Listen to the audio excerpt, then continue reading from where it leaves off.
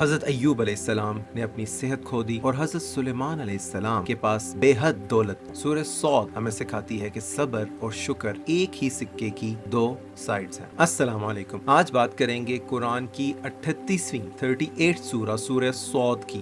یہ اس کے معنی صرف اللہ کو پتہ ہے اس کے نام کے، اور یہ ایک مکی سورت ہے اور جس کا ریولیشن آرڈر بھی 38 ہے۔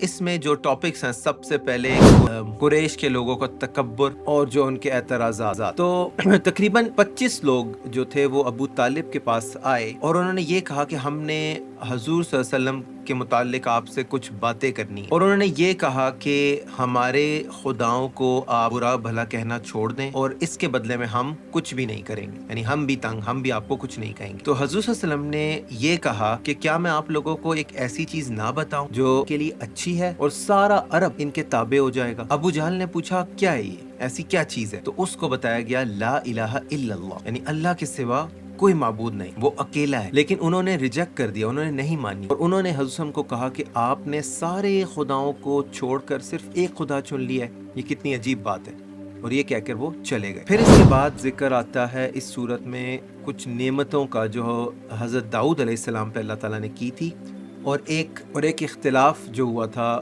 اس کا نتیجہ۔ تو اللہ تعالیٰ کی نعمتیں یہ تھی کہ ان کو اللہ تعالیٰ نے بہت طاقتور بنایا، اور وہ بہت نیک تھے۔ وہ اپنے وقت کو کچھ اس طرح تقسیم کرتے تھے کہ کوئی بھی لمحہ ان کے گھر میں اللہ کی یاد کے بغیر نہیں جاتا، اللہ کی یاد کے بغیر نہیں گزرتا تھا۔ ان کے گھر والے بھی اللہ کو ہر وقت یاد کرتے رہتے، اور پہاڑ اور چڑیاں ان کے ساتھ مل کر اللہ کی حمد کرتے۔ اور پھر وہ جو اختلاف تھا وہ دو بھائیوں کے بیچ ہوا تھا۔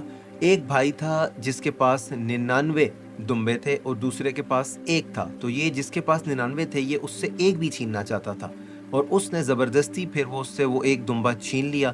تو اس پر داؤد علیہ السلام نے کہا کہ یہ اس نے ظلم کیا ہے۔ اور پھر اس کے بعد آتی ہے سلیمان علیہ السلام کی دعا، اور انہوں نے یہ دعا کی تھی کہ اے میرے رب مجھے ایسی طاقت دے جو میرے بعد کوئی بھی نہ استعمال کر سکے۔ تو اللہ تعالیٰ نے ہوا اور شیطان ان کے کنٹرول میں کر دیے، ان کے تابع۔ اور پھر اس کے بعد ذکر آتا ہے ایوب علیہ السلام کے صبر کا اور ایک وعدہ جو انہوں نے پورا کرنا تھا۔ تو ایوب علیہ السلام نے اللہ تعالیٰ سے مدد مانگی، تو اللہ تعالیٰ نے ان کو کہا کہ اپنی ایڑیاں زمین پر رگڑو، اور وہاں سے چشمہ نکل آیا، اور اس پانی سے انہوں نے پھر نہایا، اور اللہ تعالیٰ نے ان کو صحت عطا فرمائی۔ اور پھر وہ جو وعدہ تھا، وہ جو انہوں نے اپنی بیوی کو کہا تھا، اس پر اللہ تعالیٰ نے فرمایا کہ آپ ایک جھاڑو لیں جس میں 100 تنکیں ہوں اور آپ اپنی بیوی کو ماریں، تو یہ اس سے آپ کا وہ وعدہ، وہ قسم جو ہے وہ پوری ہو جائے گی۔ پھر ذکر آتا ہے جنت اور جہنم کا، اور آدم علیہ السلام اور ابلیس کا۔ ملتے ہیں انشاءاللہ نیکسٹ سورہ میں کچھ اور ٹاپکس کے ساتھ۔